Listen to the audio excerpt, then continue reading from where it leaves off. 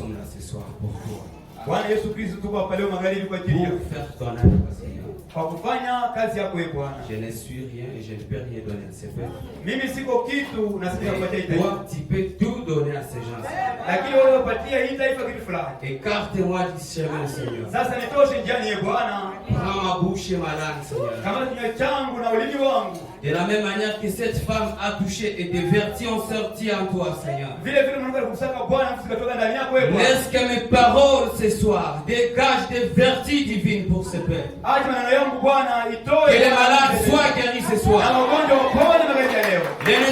Les nécessités trouvent solution ce soir. Lazima mahitaji wajibiliwe leo. Les chômeurs trouvent le travail. Oui, Seigneur. Bwana. Oh Dieu bien-aimé. Bwana mpendwa. Nous n'avons pas besoin de la théologie sur cette chair. Hatuna haja ya teolojia kwa hii mimba. Laisse que la révélation, le Saint-Esprit Christ, le mystère de Dieu révélé ce soir, puisse nous dominer, Seigneur. Amina. Haja ufunuo. Oui, Seigneur. Leo Bwana. Je sais que tu es déjà là. Najua utakuwa tayari hapa. Où est ton serviteur? Pakala mtumishi wako. Laisse que toute l'église soit connectée à toi ce soir. Acha kanisa lote likonje na wewe. Oui, Seigneur, qu'ils sortent ici à chanter et à danser, Seigneur. Ndio Bwana tutoke hapa ukicheza na kuruka. Et que leurs âmes soient remplies du Saint-Esprit. Na sawa zijazo na roho. Merci Seigneur, commence et termine avec nous. Asante Bwana, anza kumaliza nasi. Sous les sangs, nous prions ainsi. Kina damu tunaomba hivi. Amina. Amen. Amen. Pendant que nous sommes debout, Wakati tungali tunasimama, nous allons lire dans le livre des Proverbes, sasa na kitabu cha Mithali, le chapitre 29, sura yake ya 29 verset 18. na mstari wa 19. Les au nom de Jésus-Christ. 18. Somo jina la Yesu Kristo. Quand il n'y a pas de révélation, le peuple est sans frein. Amina. Wakati taifa haina ufunuo, ile taifa iko katika mporomoko. Et si il observe la loi, Taifa ile kama inaishi sheria. et Dieu vous bénisse, vous pouvez vous mettre. Na Mungu awabariki kwa kuikaa. Et Dieu vous bénisse encore une fois de plus. Tena mara nyingine Mungu awabariki. Je suis la personne la plus heureuse d'être ici ce soir. Niko na furaha sana katika yenu kuwa hapa mbele zenu. Et je remercie le Seigneur, le Dieu de mon pasteur, Na nashukuru sana Bwana Mungu wa mchungaji wangu pour la confiance qu'il m'a offerte. kwa kuona aliniaminia. La confiance à ma personne. Kwa kuona aliaminia utu wangu. Et que Dieu lui bénisse de m'avoir cédé sa grosse chair. Kweli Mungu ambariki mchungaji kwa nipatie mimbari yake. Et ce soir, en tant qu'humain, Leo magharibi kama vile mwanadamu, vraiment, je n'ai pas de choses à vous donner. kweli sina changu cha kupatia. Mais je sais que lui, il a quelque chose à te donner. Lakini najua yeye kuna kitu fulani cha kupatia. Ne me regardez pas moi encore. Msiniangalia kwa mie mtu mie na mwili. Mais il y a un Dieu ici. Lakini hapa kuko Mungu. Ici, il y a quelque chose. Hapa kuko kitu fulani. Dieu va te parler. Mungu atakusungumza leo magharibi. Peut-être tu as des problèmes qui dépassent ta situation. Labda kuna shida ambayo inavuka kimo yako. Mais il y a un Dieu qui peut traverser des montagnes et des collines. Lakini kuna Mungu anaweza kuvuka milima na mabonde. L'Éternel des armées. Bwana wa majeshi. Son nom c'est le Seigneur Jésus-Christ. Jina lake ni Yesu Kristo. Que Dieu vous bénisse. Na Mungu awabariki. Nous allons lire dans le livre de Matthieu chapitre 16. Tunasoma kitabu cha Mathayo sura ya 16. Le verset 13 jusqu'à 20, on va sauter. Tunaanza kwa mstari wa 13 hadi 12 lakini tutakuwa naruka. Amina. Jésus étant arrivé dans le territoire de Césarée de Philippe, Yesu alipofika katika mji wa Cesaria wa Filisti, demanda à ses disciples, akaomba wafuasi wake, qui dit-on moi que je suis le fils de l'homme? sasa watu wako wasema mimi ni nani? Mimi mwana wa Adamu? Ils répondirent, Nao mitume wakamjibia, les uns disent que tu es Jean-Baptiste, wamoja wanasema kwamba wewe ni Yohana Mbatizaji, les autres Élie, wengine wanasema kwamba wewe ni Elia, les autres Jérémie ou l'un des prophètes. wengine wanasema kwamba wewe ni Yeremia au mmoja wa manabii. C'est-à-dire qu'il marchait avec Jésus pendant tous ces jours, mais il ne connaissait pas qui était Jésus. Ni kusema hao watu watembea na Yesu siku zote, lakini bado walikuwa hawajui Yesu ni nani. Et Jésus lui-même voulait se révéler à ces gens. Sasa Yesu anataka mwenyewe ajifunue kwa hao watu. Et il voulait savoir si pendant tous ces jours qu'il marchait avec ses disciples, s'il connaissait déjà ce qu'il était. Yesu alipenda ajue kama hizi siku watembea na yeye, je, wakanamjua? Et alors Simon Pierre répondit, Sasa Simoni Petro akajibia, tu es le Christ, le Fils du Dieu vivant. wewe ni Kristo mwana wa Mungu aliye hai. Jésus reprenant la parole lui dit, Basi sasa usemi na akamwambia, tu es heureux Simon fils de Jonas, Jonas. Simoni uko mwenye heri mwana wa Yona. Tu es heureux, Simon, fils de Jonas. Uko mwenye heri Simoni mwana wa Yona. Car ce ne sont pas la chair et le sang qui t'ont révélé cela. Kwa kuwa si minofu wala damu iliyokufunulia hiyo mambo. Mais c'est mon Père qui est dans les cieux. Lakini bali baba yangu aliye mbinguni. Et moi je te dis que tu es Pierre. Nami nakwambia kwamba wewe ni mwamba.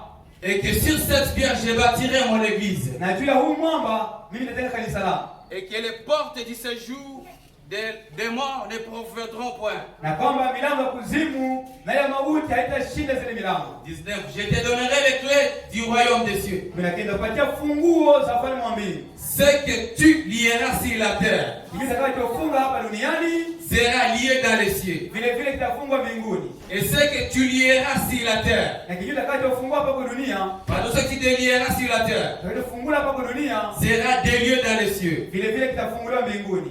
Donc, si nous voyons l'histoire, comment Jésus est en train de parler à ses disciples. Hapo tunaona habari namna gani Yesu yuko anasema na wafuasi wake. Ils ne connaissaient pas encore qui était Jésus. Hao wafuasi bado walikuwa hawajua Yesu ni nani. Et frère Branham dit que depuis le commencement, Jésus-Christ était le mystère qui était caché dans l'éternité. Na ndio anasema kwamba tangia hapo mwanzo Yesu alikuwa ni siri ambayo ilikuwa inafichwa ndani ya milele. Jésus, il a revêtu la chair, c'était dans la pensée de Dieu parce qu'il était d'abord Jéhovah. Amina. Yesu alivaa mwili lakini bado alikuwa ndani ya wazo la Mungu. Kwa kweli alikuwa ni Jehova. Ou plutôt je vais dire, il était Elohim. Yeye hapo mwanzo alikuwa ni Elohim. Elohim, c'est qui signifie celui qui vit par lui-même. Elohim ni kusema yule anaishi yeye mwenyewe. Et en tant qu'Elohim, Dieu ne pouvait pas faire quelque chose sur la terre. Na kama vile Elohim Mungu hangeweza kufanya kitu hapa duniani. C'est comme ça qu'il s'est formé un corps. Sasa ndio maana akajitengenezea mwili. Raison pour laquelle la Bible dit Dieu ne peut pas habiter dans des maisons construites par des mains humaines. Ndio maana inasema kwamba Mungu hawezi kuishi ndani ya nyumba iliyotengenezwa na mikono ya wanadamu. Mais la Bible dit qu'il lui a formé un corps. Biblia inasema kwamba akajitengenezea mwili. Et on dit que ce corps-là c'est le tabernacle. Na Biblia inasema kwamba ile mwili ni maskani. Et Jésus dans la chair quand il est venu sur la terre, Yesu ndani ya mwili alipokuja hapa duniani, il est venu juste pour sauver ce qu'il avait prédestiné dans sa pensée. Yesu alikuja kuokoa wale ambao aliteula ndani ya mawazo yake. Et quand il a achevé sa mission, il est retourné au ciel. Na kumaliza kazi yake ya ukombozi hapo katika mbinguni. Mais il a laissé la promesse. Lakini aliacha ahadi. Il a dit, je ne vous laisserai point orphelins. Alisema nami sitawaacha mayatima. Mais je vous enverrai les consolateurs, Bali watumia mfariji, le Saint-Esprit. Roho Mtakatifu. Et donc nous devons comprendre les pourquoi. Et donc pourquoi Jésus a dit à Pierre qu'il était erré. Basi kwa kusikia namna gani Yesu akamwambia Petro, Petro mwenye heri. Nous devons savoir pourquoi Jésus a dit à Pierre pourquoi il était erré. Bado kujua nini Yesu aliambia Petro kwamba yeye mwenye heri. C'est ça la question majeure dans ce sujet. Ile ndio swali ya muhimu katika ile kitu. Juste le mot erré. Hii tamko mwenye heri. Oui. Ndio. On n'a pas dit à Pierre qu'il était erré parce qu'il marchait avec Jésus chaque jour. Akamwambia Petro kwamba mwenye heri, tukatembea na Yesu siku zote. On lui a pas dit qu'il était erré parce qu'il était l'un des 12 disciples. Akamwambia mwenye heri yuko ndani ya wafuasi 12. On lui a pas dit qu'il était erré parce qu'il était expert dans la pêche. Akamwambia kama mwenye heri kwa kuwa alikuwa mtaalamu katika kuloa samaki. Mais il était erré parce qu'il a découvert quelque chose de spécial. Lakini walimuita mwenye heri kwa kuwa yeye Petro, Yesu moni alikuwa kitu cha maana. Cette chose, le monde ne peut pas trouver ça. Ile kitu mtu angeweza kuiona. Et frère Branham dit, je suis le plus heureux parce que j'ai été photographié avec le ciel sur la terre. Anasema kwamba niko mtu mwenye heri kwa kuwa ninapiga picha ya mbingu hapa kwa dunia. Le mystère qui était caché depuis tous les âges. Siri ambayo inaficha vizazi vyote. Ce mystère-là, quand Daniel a vu, Dieu lui a dit de serrer ses mains. Zile siri Daniel alipoziona wakasema wewe piga muhuri hapa. Mais il a voulu vivre dans cet âge. Lakini anataka shimo hiki kizazi. Mais Dieu lui a dit, ça ne te concerne pas, c'est pour les gens qui seront intelligents au dernier jour. Et cette chose-là, c'est Christ. Cette chose-là, c'est la colonne de feu. La colonne de feu nous a visité à Saint-Anne du soir. Pour nous faire sortir de la dénomination. Pour nous faire sortir dans le chaos. Comme on l'a dit dans Genèse 1, au commencement, Dieu, le monde était informe et vide. La terre était informe et vide et simplement dans le chaos. Quand je parle de la terre, voilà. La terre était informe et vide. Mais aujourd'hui, en ce temps d'histoire, ces corps-là, cette terre qui était informe et vide de moi et toi. Ile mwili, ile ardhi ambayo ilikuwa haina tupu na haina umbo. Dieu nous a envoyé un esprit de vérité. Mungu atumia roho ya ukweli. Le Saint-Esprit. Roho Mtakatifu. Frère Branham dit que c'est le Saint-Esprit qui donne la révélation à l'église. Une église sans révélation, elle est considérée comme une morgue. Même un chrétien qui vient à l'église sans révélation, il n'est pas différent comme quelqu'un qui part à la mosquée. Avant de venir à l'église, vous devez savoir ce que vous avez en vous. Ne venez pas à l'église parce que papa il est pasteur, il est diacre, il est chantre. Soyez-en assurés que tu as rencontré la même chose que Branham a vu. La chose que Pierre a vue, il a discerné avant qu'il n'avait même pas encore reçu le Saint-Esprit. Parce que la Bible dit que Jésus a dit que c'est le Père qui est dans le ciel qui t'a révélé ça. Et ce n'était pas fini. On lui a dit, je te donnerai même les clés du royaume. Ce soir, vous avec moi, nous allons comprendre qu'est-ce que les clés du royaume. Et qu'est-ce que la pierre. Et qu'est-ce que Simon. Maintenant, d'après le dictionnaire, le mot révélation, ça signifie action de révéler. Donc, action de révéler quelque chose. C'est-à-dire, il y a quelque chose qui était caché, mais que l'on veut mettre en ligne. Ou alors c'est quelque chose qu'on découvre brusquement. Quelque chose de qualité remarquable. Ou alors c'est un mystère divin. Ça c'est la science qui reconnaît que même la révélation c'est un mystère divin. Maintenant frère Branham va plus loin. Il va expliquer ces mots d'après l'inspiration divine. La science nous dit que la révélation c'est un mystère divin. C'est quelque chose d'une qualité remarquable. Maintenant frère Branham, dis-nous qu'est-ce que la révélation. Dans la prédication cet âge de l'église, la page 14. S'il n'y a pas de paragraphe numéroté. Or, le mot grec traduit par révélation, c'est apocalypse, qui a le sens de dévoiler quelque chose. Ce dévoilement s'illustre parfaitement par l'exemple des sculpteurs qui dévoilent son œuvre statuaire.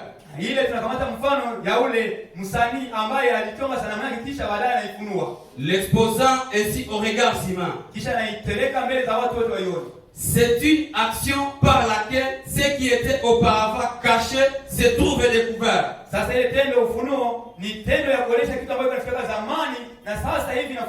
Et ce dévoilement de la révélation n'est pas seulement le fait de révéler la personne de Christ. Donc quand Dieu veut révéler quelque chose, il ne vient pas seulement révéler la personne de Christ. Donc à part le fait de révéler Christ, il veut aussi encore ajouter quelque chose. Mais c'est la révélation des œuvres qu'il allait accomplir au cours de cet âge de l'Église qui était à venir.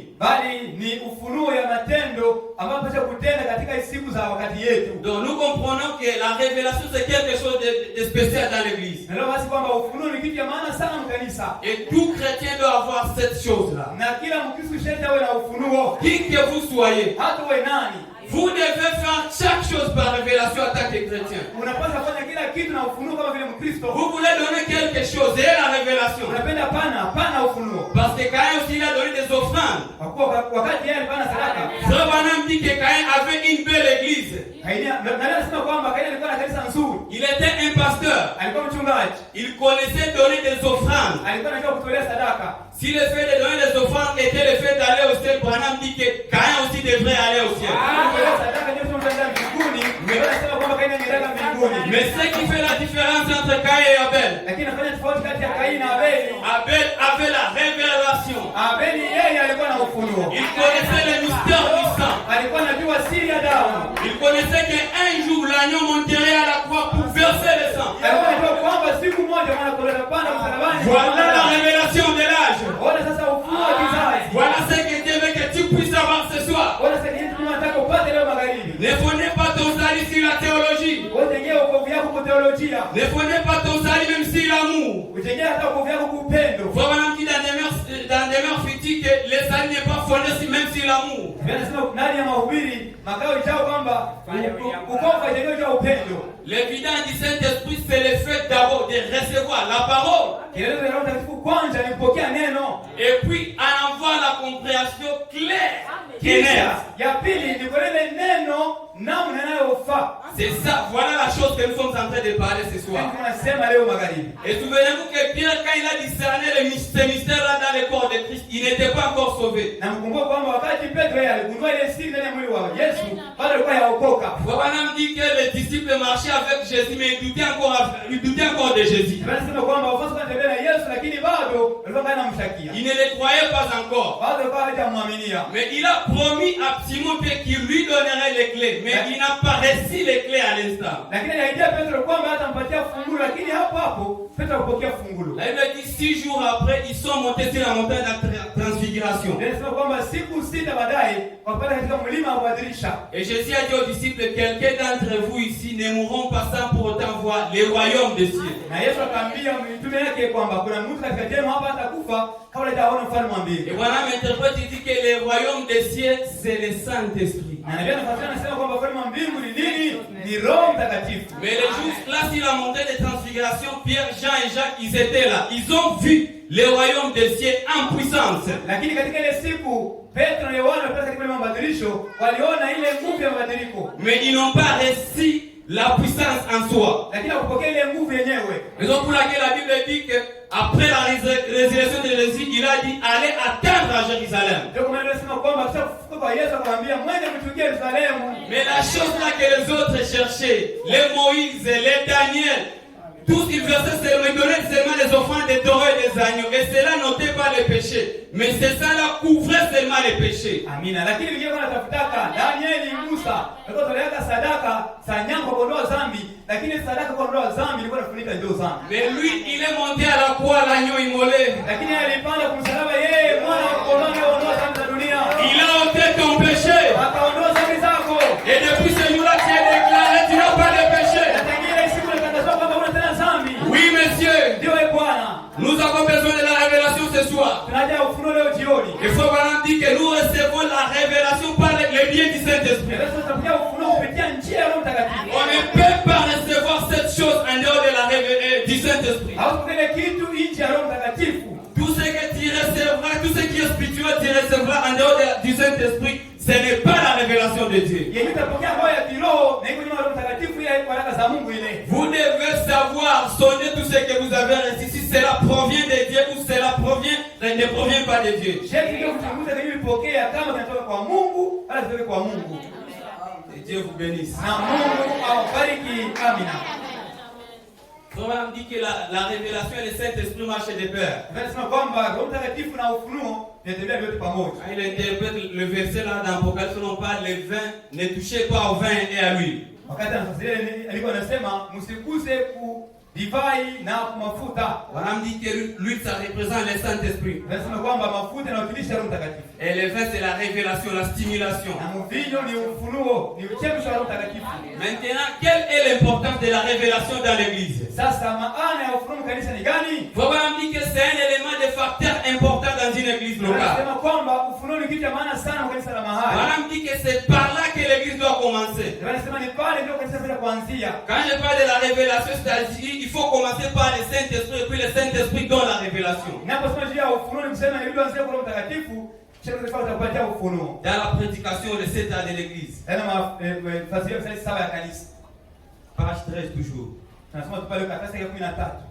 Nous parlons maintenant de l'importance de la révélation dans une église. Anasema sasa tujua maana ya Roho Mtakatifu ndani ya kanisa mahali. Voilà, on dit la révélation est pour vous un facteur d'une importance capitale. Ufunuo iko ya maana sana kwenu. Peut-être même que vous ne le pensez pas. Labda hata mwazia hata pili. Je ne parle pas là de ces livres de l'Apocalypse et de vous.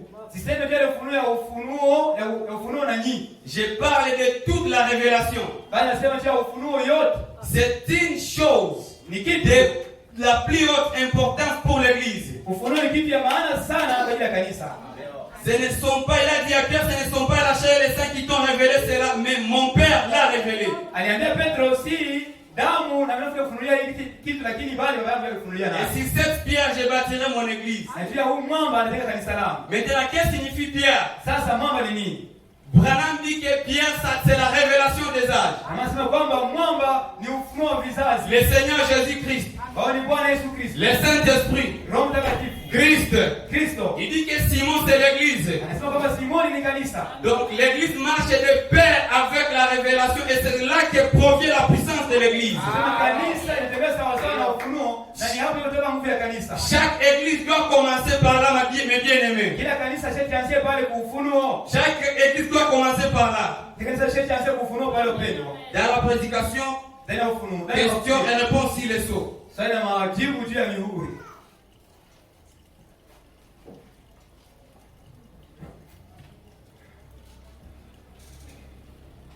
Question et réponse sur les sceaux. Sasa majibu juu ya mihuri. Paragraphe 104.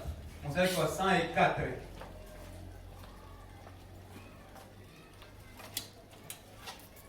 Nous devons avoir la révélation. Sherti tupate ufunuo kama vile kanisa. C'est une obligation pour une église. Ni sherti na ni shurti kwa kanisa. C'est par là que l'église doit commencer. Ni pale ndio kanisa kuanzia. Dans le paragraphe 104. Ndani ya mstari wa 104.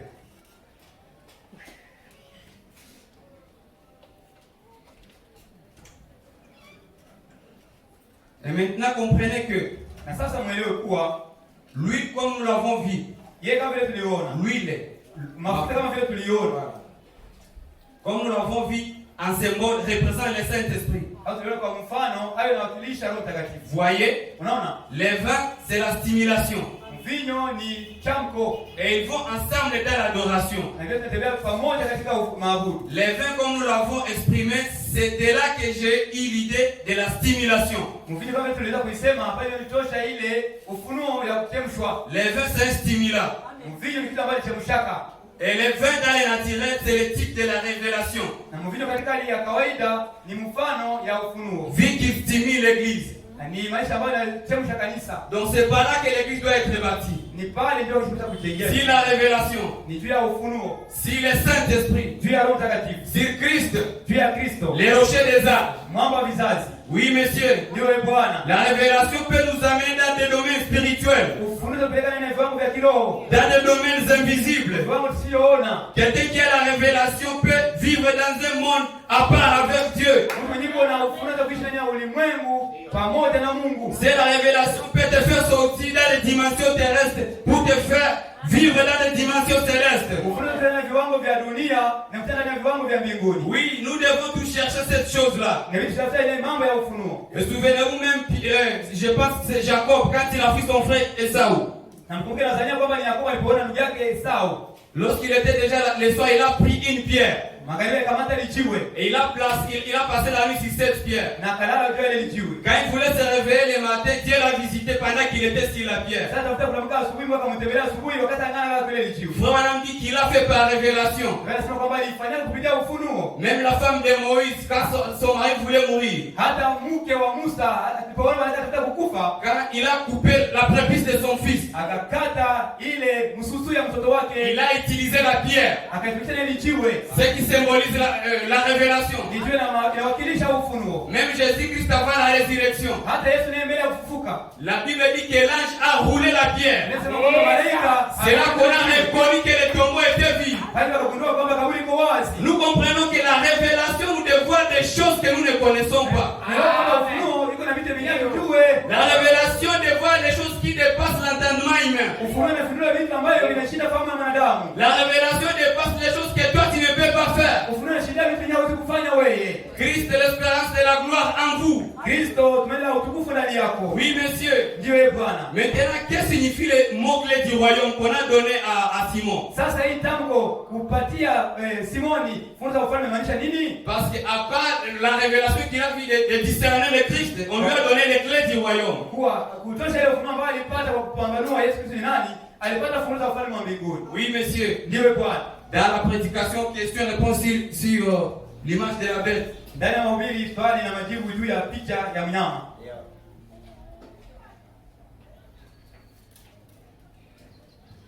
Amen, amen.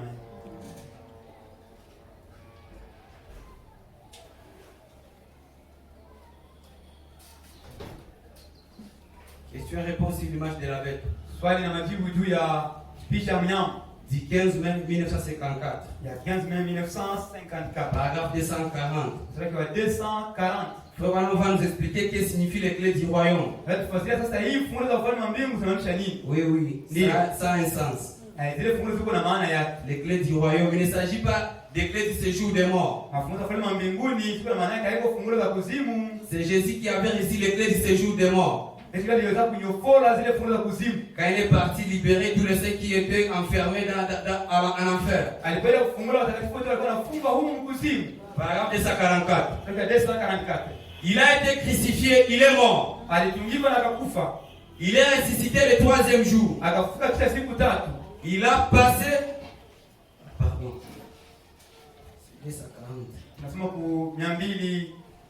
Il a dit, alisema, dis Simon et je te donnerai les clés du royaume des cieux. Wewe ni Simoni nami nakupatia funguo za ufalme wa mbinguni. Et ce que tu lieras sur cette terre, je les lierai dans les cieux. Na mimi nitakuwa funga hapa kwa dunia na mimi nitakufunga duniani. Dans Matthieu au chapitre 16. Tena Mathayo sura ya 16. Ce que tu lieras sur la terre, je les lierai dans les cieux. Nitakuwa fungula dunia na mimi nitakufungula. Ce que tu délieras sur la terre, je les délierai dans les cieux. Yeye utafungula kwa dunia na mimi nitakufungula. Et je te donnerai les clés du royaume. Nami nitakupatia fungulo za ufalme. Les clés du royaume des cieux. Fungulo za ufalme wa mbinguni. Maintenant, le royaume des cieux, qu'est-ce que c'est? Sasa ufalme wa mbinguni inamaanisha nini? Le royaume des cieux, c'est le Saint-Esprit. Ufalme wa mbinguni inamaanisha Roho Mtakatifu. La Bible dit, le royaume des cieux est au-dedans de vous. Biblia inasema kwamba ufalme wa mbinguni iko ndani yako. Je veux dire le royaume de Dieu. Nataka kusema ufalme wa Mungu. Le royaume est au-dedans de vous. Ufalme wa Mungu iko ndani yako. Donc quelqu'un qui a le Saint-Esprit déjà, il a déjà une portion du ciel en lui. Roho Mtakatifu sasa iko na sehemu ya mbingu ndani Il a yake. déjà une partie de Dieu en lui. Hata kuna sehemu ya Mungu ndani yake. Il devient déjà une divinité ambulante. Hata kuwa ni uungu yuko natembea. Oui, et là il peut aussi distribuer la puissance divine. Naanza kuona nini sasa ile mbingu, nguvu za mbingu. Donc nous comprenons que les clés du royaume des cieux, c'est le Saint-Esprit. Ndio kwamba ile fungulo za ufalme wa mbingu ni Roho Mtakatifu. Et Frère Branham décortique le Saint-Esprit étant comme le sceau de Dieu. Inafasiria kwamba Roho Mtakatifu ni mwili wa Mungu. Ou alors c'est une œuvre achevée. Hao ni kazi iliyomalizika. C'est-à-dire on devient le produit fini de Dieu. Kusema mtu anapopata Roho Mtakatifu anakuwa ni kazi iliyomalizika na Mungu. Oui, quand il devient une œuvre achevée dans les mains de Dieu, personne ne peut encore te toucher. Alléluia. Wakati inakuwa kazi iliyomalizika ndani ya mikono ya Mungu, hakuna tena mtu akukugusa. Le Saint-Esprit c'est Christ en nous. Roho Mtakatifu ni Kristo ndani yetu.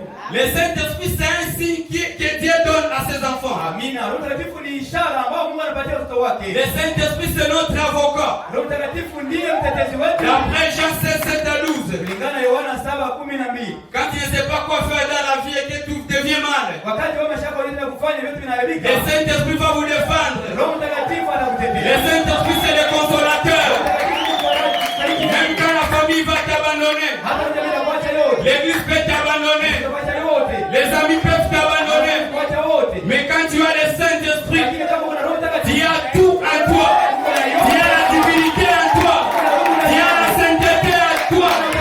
Tu as toute la divinité spirituelle en toi. Mungu ya kiroho yote ndani yako. Le Saint-Esprit, Roho Mtakatifu. Bwana dit que c'est notre résurrection. Na Biblia inasema kwamba ndio ufufuko wetu. Même ceux-là qui sont morts le jour de la résurrection, ils seront ressuscités par le Saint-Esprit. Hata waliokufa watafufuka kupitia Roho Mtakatifu. Oui, monsieur, il y a une résurrection. Ndio kuna ufufuko siku moja. Et il y a un enlèvement physique. Na kuna kufufuliwa kimwili. Mais Branham dit que nous ne sommes pas enlevés nous ne sommes pas enlevés au ciel pour aller dans les nuages. Lakini Biblia inasema kwamba sisi tunakuliwa hapa kudunia kwenda ndani ya mawingu, hapana. Branham dit que ça c'est une conception dénominationnelle. Biblia inasema ni mawazo ya kiporo ile. Branham dit que l'enlèvement que nous attendons c'est un ciel où nous allons entrer. Amina. Biblia inasema kwamba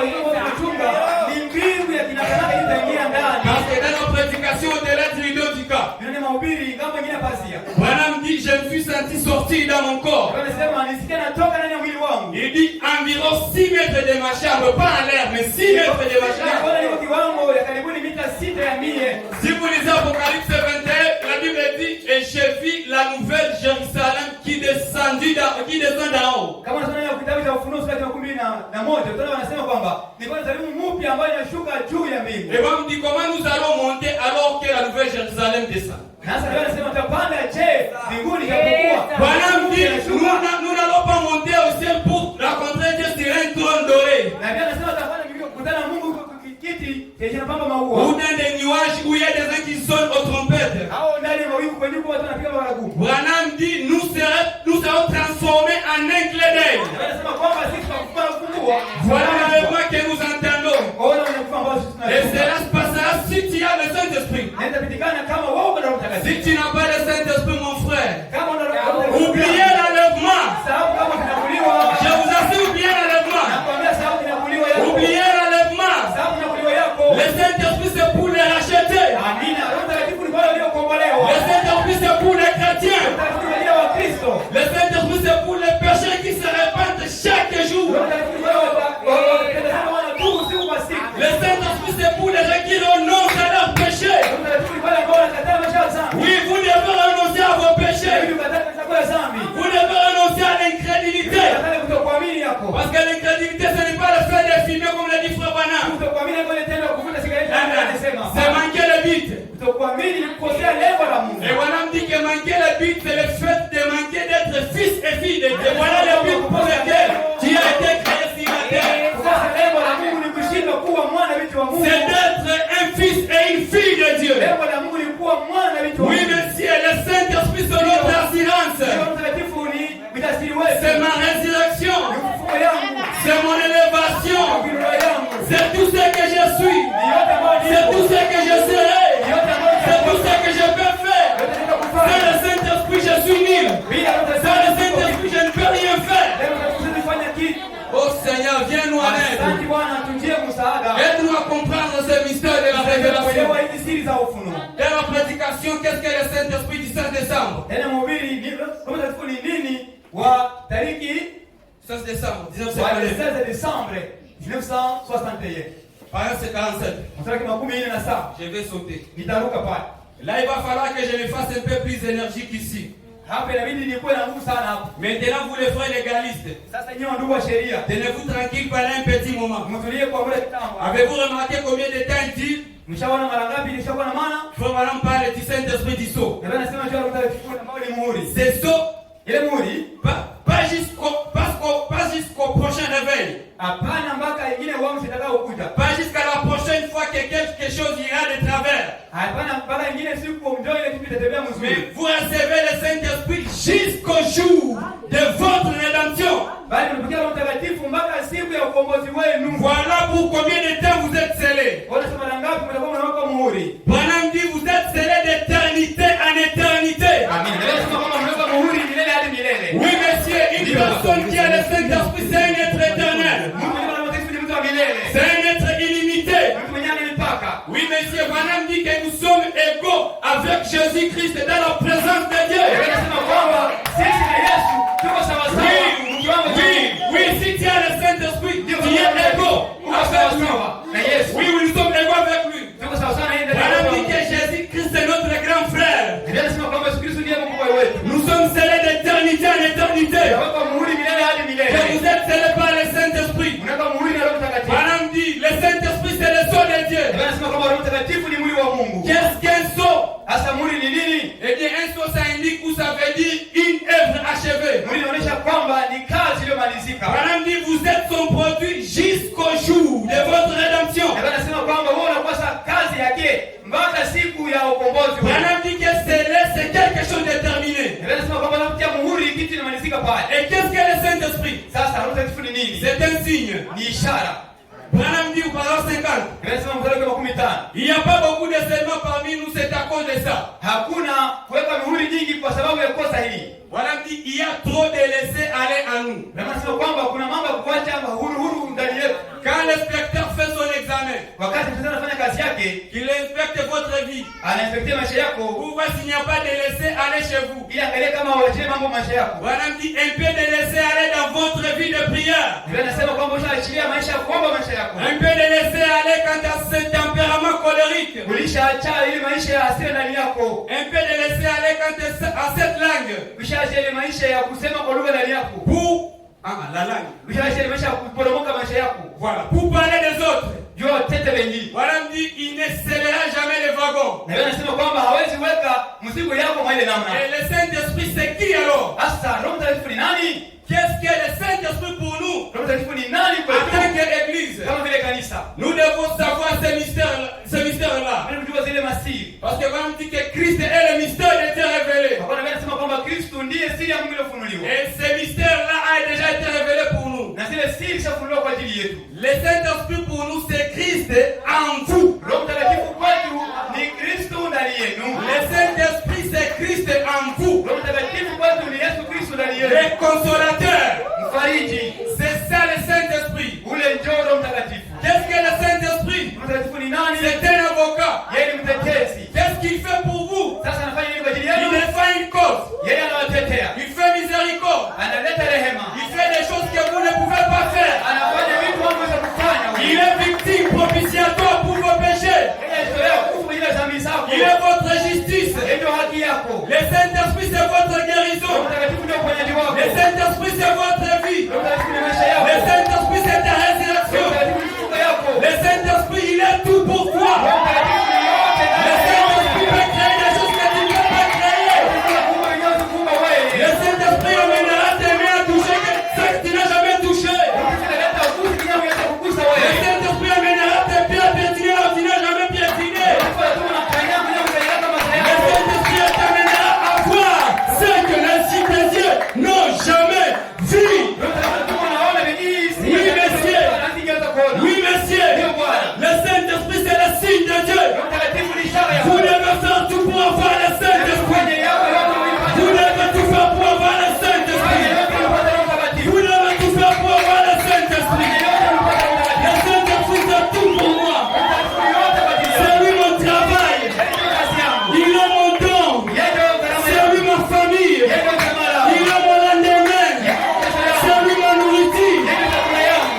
Oh Seigneur, Asante Bwana. que dirais-je encore? Sasa niseme Il nini? est tout pour moi. Yote ni yote ndani ya yote. Amina. Nous pouvons vraiment entrer dans les détails. Naweza kuingia na maelezo. Il a développé ça et voir de quelle manière il intercède à cause de notre ignorance. Na kueleza tufuatie namna gani anatetea kwa ajili ya kutokujua yetu. Parfois, quand on a le Saint-Esprit, Mara kama mtu ana Roho Mtakatifu, et par ignorance, wanapokutokujua, on fait un faux pas et on se retrouve dans quelque chose. mtu anafanya kosa na shetani iko ndani ya ngao. C'est-à-dire quand tu trébuches, tu ne sais pas comment te relever. Wakati unateleza unajua namna ya kulamuka. Tu ne sais pas comment te comporter. Unajua namna gani utatembea. Le monde se moque de toi. Mungu anakusiaki. Les païens parlent mal de toi. Hapana kuteta. À cet instant-là, le Saint-Esprit devient ton avocat. Sasa hapo Roho Mtakatifu anakuwa mtetezi wako. Branham dit le Saint-Esprit est là pour défendre notre cause. Na anasema kwamba Roho Mtakatifu pale wa kututetea. Il est notre avocat. Yeye ni mtetezi wetu. Oui, monsieur. Ndio Bwana. Il est notre représentant. Yeye ndio wakilisho letu. Il se tient là et il plaide pour nous. Anasimama pale anamtetea mbele za Mungu. Quand tu es dans des problèmes, tu ne peux pas plaider pour toi-même. Wakati kwa mshida usije kutetea wewe Nous mwenyewe. avons un plaideur. Mungu anakutetea. Et celui qui plaide pour nous, Na Roho Mtetezi ni Roho ce Mtakatifu. n'est pas le président de la République. Haiko rais wa nchi. Ce n'est pas le procureur général. Haiko mkurugenzi wa nchi. Ce n'est pas le maître avocat que nous avons. Haiko maafisa wetu tuko nao. Il y a un seul homme Kuko mtu mmoja. qui a été reconnu au ciel et sur la terre. Anatambulikana mbinguni Et même sur la terre. na hata chini ya dunia. Cet homme, c'est le Seigneur Yule Jésus-Christ. mtu ni Bwana Yesu. Le mystère de Dieu qui a été révélé en ce temps du soir. Siri ya Mungu kutoka wakati wa Cet jioni. homme, c'est lui la parole. Yule mtu ndio C'est neno. lui le Saint-Esprit. Yeye ndio Roho Mtakatifu. C'est lui Christ. Yeye ndio Kristo. C'est lui la colonne de Yeye feu. ndio nguzo ya moto. Oui, Ndio. c'est lui la colonne de feu. Yeye ndio nguzo ya moto. On a dit que cette colonne de feu, Yesu kama nguzo ya c'est moto. tout pour nous. Ni yote ndani ya Si yote. les dénominations trouvent cette chose, elles peuvent être comme nous. Ndio kama anasema unajua hii kitu unaweza kuwa sawa ile siri. La seule chose qui met la différence, Kina bwana leta tofauti. c'est que Dieu nous a visités. Bwana sio watutembelea. Il nous a envoyé la colonne de feu. Akatumia nguzo ya moto. Il ne s'est pas arrêté par là. Hakuishia pale. Il s'est photographié avec l'humanité. Il ne s'est pas arrêté là. Hakutumia pale. Son bonhomme dit, Na Biblia inasema la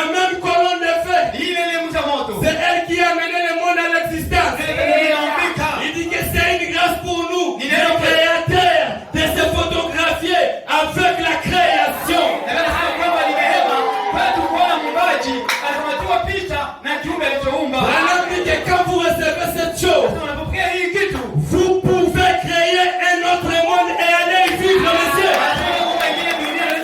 Ça, c'est votre promesse. hii ni ahadi yako. Ça, c'est ta promesse, mon Hii frère. ni ahadi yako ndugu yangu. Ça, c'est ta promesse, ma soeur. Hii ni ahadi yako dada Ça, yangu. c'est ta promesse, mon frère. Hii ni ahadi yako ndugu Ne yangu. néglige pas ce que tu es. Usipuuzike juu huko. Dieu nous a visités. Mungu atutembelea. Dieu nous a visités. Mungu atutembelea. Christ est à nous l'espérance de la gloire. Kristo ndani yetu tumaini la utukufu. C'est la chose qu'il nous faut. Ndio kitu cha maana kwetu. C'est la chose qu'il nous faut. Ndio kitu ambacho tunapaswa C'est la nacho. chose qu'il nous faut. Ndio tutapenda tuwe nacho. Quand je me retrouve, paragraphe 63. Napoona mtasoma ndani mstari wa 63. Quand je me retrouve dans les deux pieds dans quelque chose, Napokutanika ndani ya hii kitu, je marchais comme un petit enfant. natembea kama mtoto mdogo. Vous marchez comme un petit enfant. Na watembea kama mtoto mdogo. Nous marchons dans un monde de ténèbres, Ndani ya ulimwengu wa giza. rempli d'ennemis, Mnajaa maadui. rempli de péchés, Mnajaa dhambi. rempli de pièges, Mnajaa mitego. rempli de tout. Mnajaa mashaka. Et vous dites, Na mnasema, oh, j'ai peur. "Oh, tuko na Mungu." La vie chrétienne, Maisha ya Kristo ça me fait peur. inaniogopesha. J'ai peur de ceci. Naogopa hii. Branham dit, n'ayez pas peur. Na basi usiogope ile. Nous avons un avocat. Tuko na mtetezi. Il nous soutient. Yeye anashikilia. Ce n'est pas fini. Hayamaanisha pale. Il est en nous. Iko ndani yetu. La colonne de fer est en toi ce soir. Kuna yako Je leo. t'assure, tu as la colonne de fer en toi. Kuhakikisha kwamba kuna nguvu ya Non seulement elle est au-dessus de toi, na iko juu ya mais elle est en toi. na pia iko ndani yako. Au travers de toi, ta famille sera sauvée. Kupitia wewe jamaa Au mtaokoa. travers de toi, ton quartier sera sauvé. Au travers de toi, l'université peut être sauvée. Branham dit que nous sommes des petits messies. Il dit nous sommes des messies pour ce monde de ténèbres. Oui, messieurs, nous devons recevoir Christ dans nos vies. La parole parlée, la parole révélée, les messages de Branham. Oui, il est tellement important pour nous d'avoir Christ dans nos vies. Christ, c'est l'image invisible du Dieu vivant. Il est la parole. Voilà le mystère caché de tous les âges. Et savoir Christ dans ta vie, c'est-à-dire une espérance de la gloire. Branham dit que Christ, ça signifie l'onction. Christ, ça peut être la parole. Christ, ça signifie loin. Oui, oui, il change de forme. Il peut être l'onction. Il peut être la parole. Il peut être le Saint-Esprit. Il est encore loin. Il est notre onction ce soir. Et Frère Branham dit, l'onction, ça signifie la paix, la douceur. L'onction, ça signifie la paix, la douceur et la joie. Oui, voilà pourquoi si vous lisez dans certaines semaines, on a donné à Daniel 6 bits.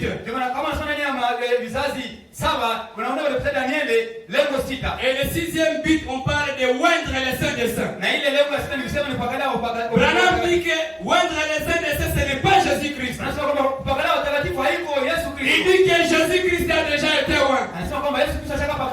À comparer l'écriture là où Jean voulait baptiser Jésus. Frère Branham interprète et dit que quand Jésus s'avançait dans les eaux,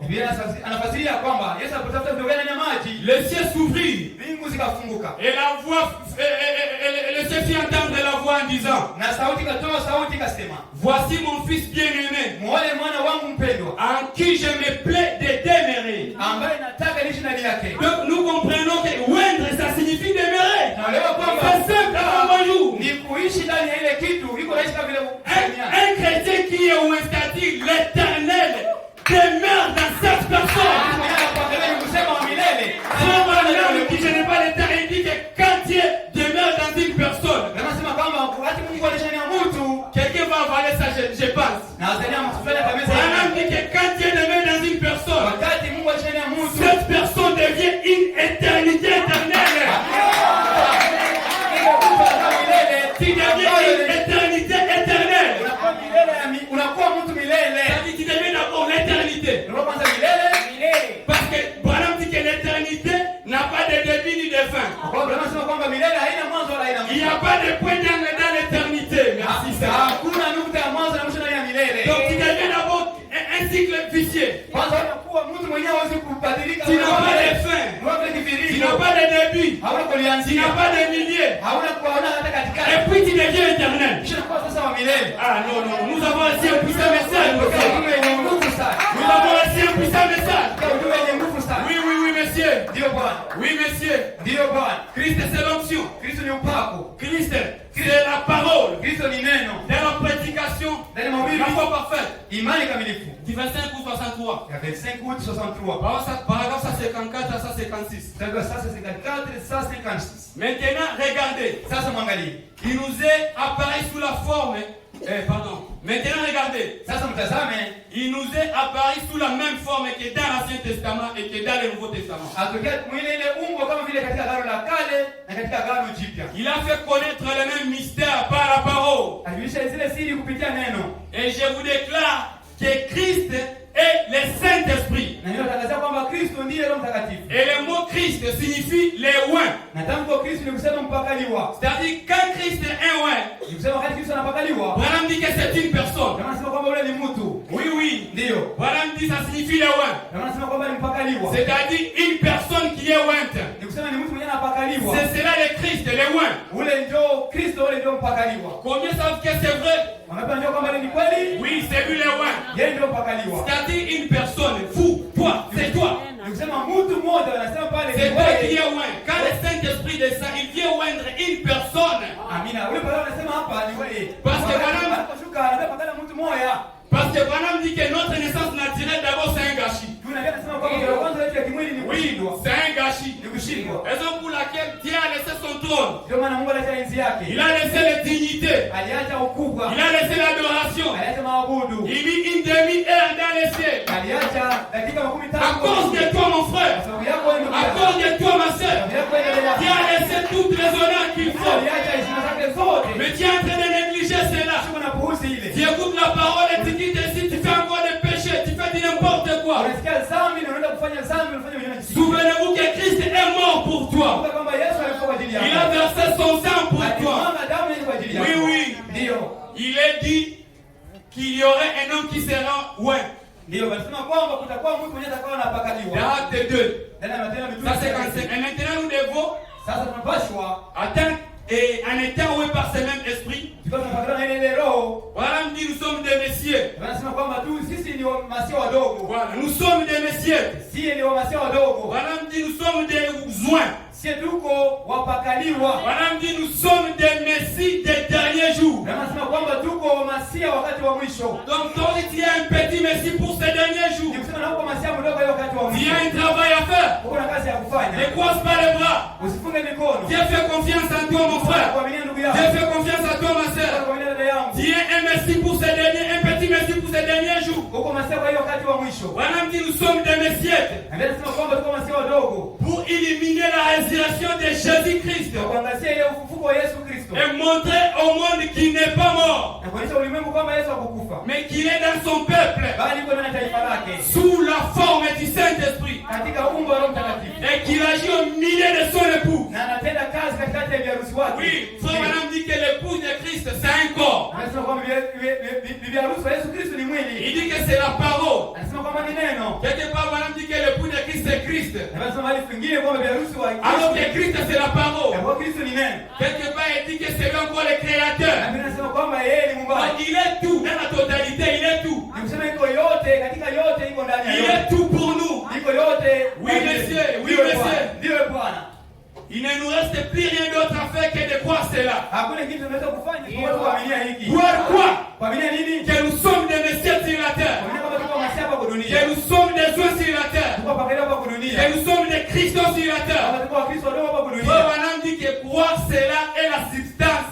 Et cela crée une foi parfaite dans l'époux. Na wewe unasema unapoaminia ile kama vile kitu kukusiwa, inaumba imani ya biharusi ndani ya mbingu. Quand vous croyez que vous avez Christ en vous, Unapoamini kwamba kuna Kristo ndani yako. vous devez aussi co-créateur avec Dieu. Pale kwa unakuwa na wewe muumbaji pamoja na Mungu. Vous devenez un petit Dieu. Unakuwa Mungu mdogo. Tu peux aussi commander à la nature. Na wewe kuamuru maumbile. La Bible dit que la nature soupire en attendant la manifestation des fils de Dieu. Inasema kwamba maumbile yanasumuka na ukua kwa kukosa kuona watoto wa Mungu. Les fils de Dieu c'est au pluriel. Wana wa Mungu kwa wingi. Et Branham dit que c'est l'église. Na wewe unasema kwamba wale wana wa Mungu ni kanisa. Dieu a besoin de toi pour accomplir son œuvre ce soir. Mungu ana haja yako tusije tupige kazi yake leo magharibi. Oui, Branham dit que nous sommes engourdis en croyant cela. Anasema kwamba sisi tunaweka nanga tunapoamini hili neno. Donc nous devons être contents ce soir. Bila furaha leo magharibi. Nous sommes un peuple spécial. Tuko taifa ya Nous kipekee. sommes un peuple à part. Tuko taifa ambalo Un peuple choisi de l'Éternel. Un peuple béni de l'Éternel. Un peuple élevé par l'Éternel. Tel il est, tel nous sommes. Jinsi hivi ndivyo inashitu. Oui, oui, oui, la même colonne de feu qui a créé le monde se trouve ici ce soir. Ile kusema kwamba ulimwengu uko hapa leo jioni. Voilà, me dit que cette colonne qui est au-dessus de la terre, c'est la même colonne de feu qui a amené le monde à l'existence. Anasema nyingi za moto ndio ile chana ndio namu. Et cet esprit se trouve en vous, Na ile roho iko ndani yako. sous la forme de la parole, Katika umbo la neno. sous forme de Christ, Katika umbo la Kristo. sous forme de l'onction. Katika umbo la upako. Oui, messieurs, Ndio Bwana. dans la prédication, Ndani ya mahubiri Christ est le mystère de Dieu révélé. Kristo ndio siri ya Mungu iliyofunuliwa. Paragraphe 140. Tunasoma mstari wa 140. Amen. 140 à 145. Nasoma ku 140 mpaka ku 145. Oui, oui, nous sommes des messieurs, mes amis. Ndio tuko wamasia wadogo rafiki zangu. On a dit que vous devez croire cela. Ndio nasema kwamba tunapaswa kuaminia ile. Vous devez croire à cela. Tunapaswa kuaminia ile. C'est votre promesse. Ile ni ahadi yenu. Oui, c'est votre promesse. Ndio ni ahadi yenu. Nous sommes censés croire cela. Tunapaswa kuaminia ile. C'est ça l'épouse même. Hii kwanza ile ndio biharusi. C'est ça le Saint-Esprit même. Ile ndio sasa Roho Mtakatifu. 234. Tunasoma ku 234. 33. Tunaanzia kwa 33. Regardez Christ en vous. Tuone Kristo ndani yenu. Faites de lui le centre de la vie dans la révélation. Sasa umfanye kuwa katikati ya ufunuo yako. La vie de Christ en vous fait de lui le centre de la révélation. Uzima Kristo ndani yako inakuwa sasa hivi anakuwa katikati ya ufunuo. Christ dans la Bible, Kristo ndani ya Biblia. la révélation complète de Jésus. Ufunuo ambao inaenea yote ya Yesu. Frère Branham dit quelque part, je n'ai pas le temps de lire, que partout vous allez voir qu'on ne parle pas de Christ. Il dit, recommencez, réalisez bien la Bible. Ndio anasema kwamba mahali pote unaona wasemaji ya Yesu Kristo, anzia tena soma fupi ya Biblia. Christ est le socle de la foi. Kristo ndiye msingi wa imani. Christ est le mystère de Dieu révélé. Kristo ndiye siri ya Mungu iliyofunuliwa. Oui, monsieur. Ndio Bwana. Je vais lire dans Colossiens. Nasoma kitabu cha Wakolosai. Colossiens chapitre 1er. Wakolosai sura ya kwanza.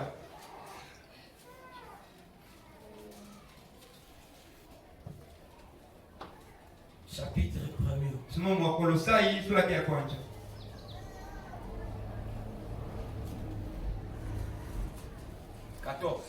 Wakolosai sura ya kwanza 14.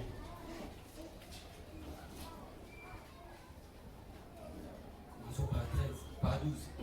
Tuanze mstari wa 12. Rendez grâce au Père qui vous a rendu capable d'avoir part à l'héritage des saints dans la lumière. Sasa mtukuze Mungu aliyekubali mwe na urithi katika ile mambo ya nuru ya Roho Mtakatifu.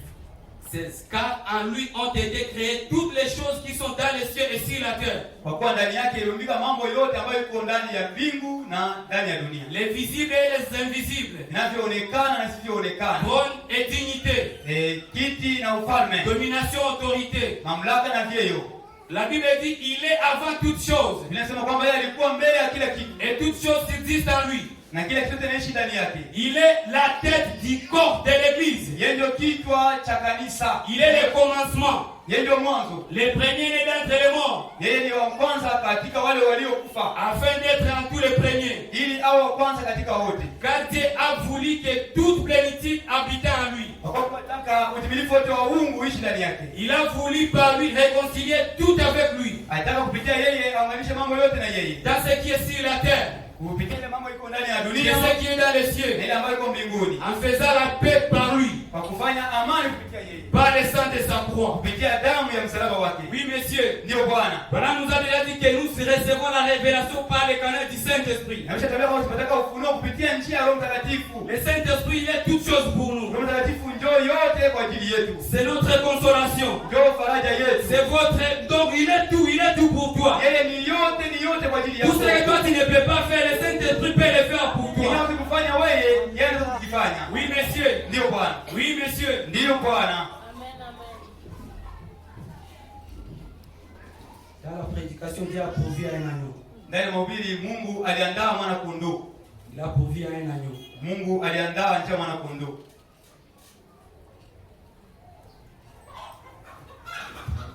Ça 78. Mstari wa 178. Tu as pourvu à un agneau. Mungu aliandaa mwana kondoo. Pour toi, pour ôter tes péchés. Aliondoa mwana kondoo kwa ajili yako, kwa ajili yangu, kwa kuondoa dhambi zetu. Le sang de cet agneau a été versé pour toi. Na damu ile mwana kondoo imemwagika kwa ajili yako. Pour toi, mon frère. Kwa ajili yako ndugu yangu. Pour toi, ma sœur. Kwa ajili yako dada yangu. Oui, oui, c'est pour toi qu'il a été versé. Ndio damu ile imemwagika kwa ajili yako.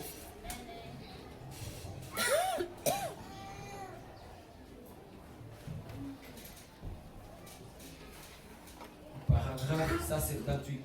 Sio mstari wa 178.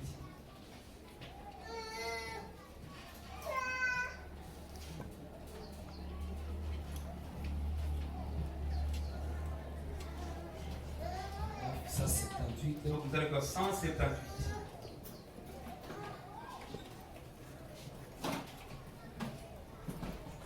Madame dit, Bien nasema, Jésus-Christ est parmi nous. Yesu Kristo yuko katikati yetu. Les mêmes qui avaient marché à Jéricho. Yule mwenye tembea Yeriko. C'est lui qui avait connu Zaché par son nom. Mwenye toka ya Zakaria kupitia jina lake. Qui avait connu Bartimée. Mwenye toka Bartimayo. Les mêmes seigneurs, Jésus sous la forme du Saint-Esprit est ici ce soir. Yule ule Bwana Yesu Kristo yuko hapa leo katika Roho Mtakatifu. Accomplissant les mêmes œuvres qu'il avait faites. Atimiza ile matendo ambayo alitenda ile wakati. Avec des preuves infaillibles. Akionyesha matendo yasiyoshindwa. Qu'il est le même hier, aujourd'hui, éternellement. Kwamba yeye yule jana leo na hata milele. Bwana dit ne laissez pas les credos. Anasema msikamate mapokeo. Les théologiens et les courants de foi vous étouffez. Ndio msikubali mapokeo na madhehebu ile tutawazamisha. Ce soir vous êtes dans la présence de Jésus-Christ. Leo tuweni mko ndani ya uwepo wa Yesu Kristo. Bwana dit que un homme pleinement soumis à Dieu, il peut tout faire sur la terre. Bwana anasema kwamba mtu mwenye mbele za Mungu atakufanya yote hapa duniani. Il dit que cet homme-là est tout puissant. Ule mtu ni mtu mwenye nguvu. Je vous ai déjà dit que nous sommes égaux avec Jésus dans sa présence. Nishamwambia kama tuko sawa sawa na Yesu katika Oui, uwepo. oui, tel il est, tel vous êtes. Vile Yesu yuko ndivyo na nyinyi mko. Et connaissez votre place ce soir. Sasa leo mjue nafasi zetu. Si tu n'as jamais fait l'expérience avec Christ, Kama unafanya mazoezi na Kristo, c'est le moment de le faire. sasa ni muda wa kuifanya. C'est le moment de recommencer. Ni muda wa kuanzilia. Ne regarde pas les années que tu as déjà fait ici. Usiangalie na kocha kafanya hapa. Regarde pas parce que non, j'ai l'amitié avec telle personne, on va se moquer de moi. Useme wewe juu niko rafiki wa mtu fulani atanichekea. Regarde à la valeur de ton salut. Angalia thamani ya wokovu yako. Regarde la valeur de ton âme. Angalia thamani ya nafsi yako. Lui, il a versé son sang uniquement pour toi. Yali mwanga damu yake kwa ajili yako. Et toi aussi accepter cela. Na wewe sasa kubali ile. Ne rejetez pas cela. Usikatale ile. Il compte sur toi. Mungu anahesabu sana juu Il yako. compte sur toi. Anahesabu sana juu yako. Il compte sur toi. Anahesabu sana juu yako. Tu es son épouse. Wewe ni harusi wake. Tu es son fils. Uko mwana wake. Tu es son enfant. Uko mtoto wake. Vous êtes son église. Uko kanisa lake. Il a dit qu'il ne peut pas habiter dans une maison construite par les mains d'hommes. Alisema sisi ndani ya kanisa, ndani ya nyumba iliyojengwa na mkono wa mwanadamu. Mais il dit tu m'as formé un corps. Lakini alisema Bwana nitengea mwili. Et Bwana dit que ce corps-là c'est l'épouse, c'est l'église. Nasema kwamba ile mwili ni nini? Ni kanisa, ni harusi. Soyez-en heureux ce soir que vous êtes l'épouse de Christ. Sasa wewe furahia kuona hapo bi harusi wa Kristo. C'est avec vous qu'il va faire ce mariage. Pamoja na wengi wanafanya ile ndoa. C'est avec vous qu'il va s'unir.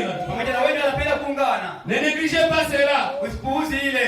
Ne négligez pas cela. Usahau ile. Abandonne d'abord les péchés. Acha kwa na dhambi. Abandonne d'abord les soucis. Acha kwa masusi za dunia. Abandonne tout ce qui peut affreiner ton chemin spirituel. Acha yote za kuzuia njia yako ya kiroho. Regarde seulement au calvaire ce soir. Angalia leo jioni kazi ya msalaba. Regarde seulement au calvaire ce soir. Angalia kazi ya Kalvario leo. Ce jour-là au calvaire, il n'est pas monté là-bas pour n'importe qui. Ile siku pale Kalvario kupandia kila mtu. Mais il est monté au calvaire pour toi. Lakini alipanda Kalvario kwa ajili yako. À cause de tes péchés. Kwa sababu ya dhambi zako. Il n'a pas vu ton iniquité. Hakuona uovu yako. Il a expié tes péchés. Aliondoa dhambi zako. Il a expié tes péchés. Aliondoa dhambi zako. Et toi, en retour, reconnaissez cela. Sasa na kwa malipo kubali ile. Acceptez cela. Aminia ile. Vivez la parole. Ishi neno. Devenez chrétien. Geuka Mkristo. Devenez chrétienne. Geuka Mkristo. Il n'y a plus de temps. Hatuna tena wakati. Recevez Christ dans ton âme. Pokea Kristo nafsi yako. Recevez Christ dans ton âme. Pokea Kristo nafsi yako. Recevez Christ dans ton âme. Pokea Kristo nafsi yako. Oui, tu peux prétendre avoir le Saint-Esprit alors que tu n'as jamais eu. Ndio ndio kama kuna mtakatifu na japokuwa yampataka. Et tu peux l'avoir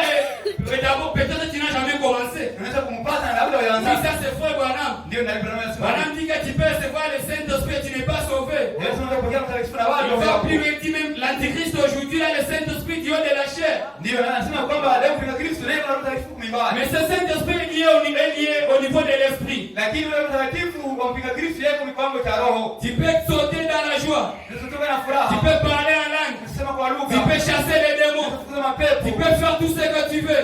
Unataka Et kufanya. assure-toi que Christ demeure dans ton âme. Sasa hakikishwa kujua kama Yesu Kristo anakaa na nafsi yako. On a dit que quelqu'un qui a Christ à lui, voilà le tabernacle de Dieu vivant sur la terre. Anasema mwenyewe ana Roho Mtakatifu ndani yake. Ule ndio sasa maskani ya Mungu hapa kwa dunia. Quand vous avez Christ en vous, vous devenez le tabernacle vivant de Dieu. Wakati unakuwa na Roho Mtakatifu ndani yako unakuwa maskani ya Mungu hapa kwa Vous dunia. devenez un monument vivant. Unakuwa mlima ambao inaishi ya Mungu. Vous devenez un monument vivant. Unakuwa mlima ambao inaishi ya Mungu. Vous devenez un tabernacle. Unakuwa maskani ya Mungu. Et quand on parle de tabernacle, ce n'est pas ce bâtiment. Unasema maskani ya jengo tunaona hapa. Quand on parle de tabernacle, c'est vous. Unasema maskani ni wewe Mungu. Une personne. Quand on parle de l'assemblée des Boussoka, ce sont des personnes, des hommes remplis du Saint-Esprit. Des hommes remplis du Saint-Esprit. Des hommes qui ont beaucoup de faiblesses. Mais en eux demeure l'éternité. So, on a dit que l'éternité est entrée dans le corps qu'on appelle le temps. Mais un jour, cette éternité va se faire voir. Et il n'y aura plus la mort. Il n'y aura plus des ambulances. Il n'y aura plus des cimetières. Et maintenant, c'est le temps pour vous de recevoir la chose. De recevoir le Saint-Esprit révélé. Le Saint-Esprit révélé. Le Saint-Esprit révélé. Dans la prédication, la statue de l'homme parfait. Paragraphe 172. Branham dit, nous ne construisons pas une organisation. Je ne suis pas ici ce matin, je dirais ce soir pour construire une organisation. Branham dit, Christ ne m'a jamais envoyé pour construire une organisation. Christ m'a envoyé pour construire des individus, des personnes remplies de faiblesses, mais qui ont en eux la sainteté, qui ont en eux la divinité. C'est-à-dire vous devenez des divinités ambulantes. Madame dit afin qu'il soit le lieu d'habitation de son esprit et le distributeur de sa puissance. Donc quand Dieu descend en vous, il fait de toi un petit Dieu. Et donc tu ne dois pas croiser les bras. Voilà dit que tu deviens un distributeur de la divinité.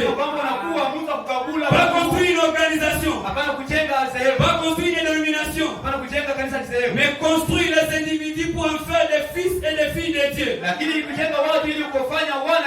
Voilà l'idée initiale de Dieu. Devenir une personne sainte sur la terre. Que le Seigneur vous bénisse.